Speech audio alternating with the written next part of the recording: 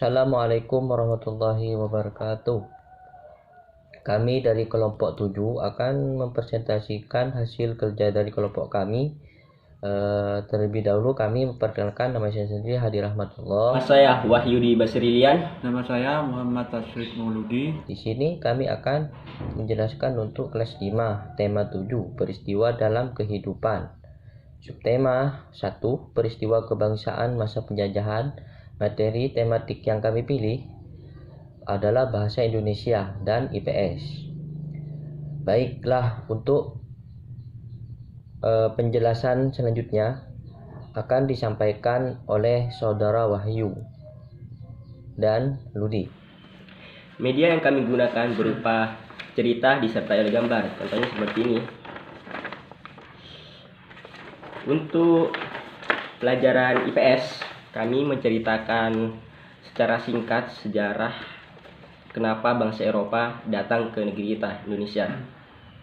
Sedangkan untuk pelajaran bahasa Indonesia, kami akan menggali informasi penting dari cerita yang kami sajikan menggunakan pertanyaan yang akan kami berikan kepada siswa. Sejak abad ke-13, rempah-rempah merupakan bahan dagang yang sangat menguntungkan. Hal ini mendorong orang-orang Eropa berusaha mencari harta kekayaan ini sekalipun menjelajah samudra. Bangsa Eropa dikenal sebagai bangsa penjelajah, terutama untuk menemukan daerah-daerah baru. Mereka berlomba-lomba meninggalkan Eropa. Mereka yakin bahwa jika berlayar ke satu arah, mereka akan kembali ke tempat semula. Selain itu, orang-orang Eropa, terutama Portugis dan Spanyol, yakin bahwa di luar Eropa ada Pastor John, yaitu kerajaan dan penduduknya yang beragama Kristen. Pada awalnya, tujuan kedatangan bangsa Eropa ke Indonesia hanya untuk membeli rempah-rempah dari para petani Indonesia.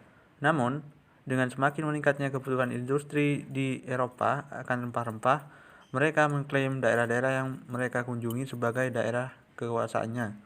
Di tempat-tempat ini, bangsa Eropa memonopoli perdagangan rempah-rempah dan mengeruk kekayaan alam sebanyak mungkin.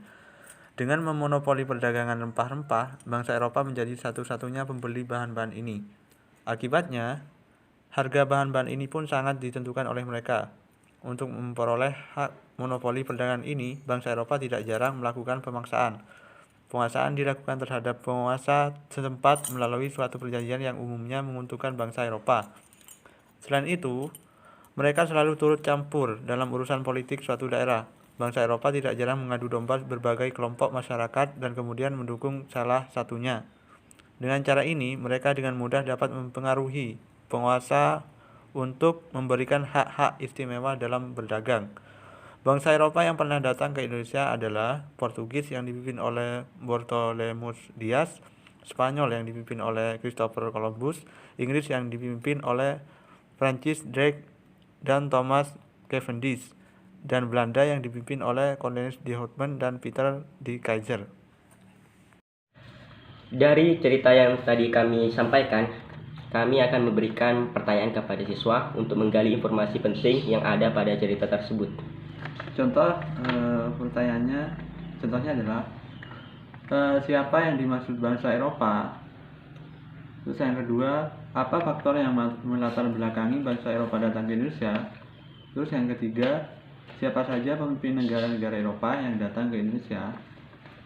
Dan untuk biaya media yang kami butuhkan, biaya yang kami keluarkan adalah Rp5.000. Kelebihan dari media kami adalah mudah dibuat dan mudah dipahami. Kekurangannya adalah sebagai siswa ada yang kurang tertarik dengan media cerita yang kami gunakan. Demikian presentasi dari kelompok kami, kurang lebihnya mohon maaf. Wassalamualaikum warahmatullahi wabarakatuh.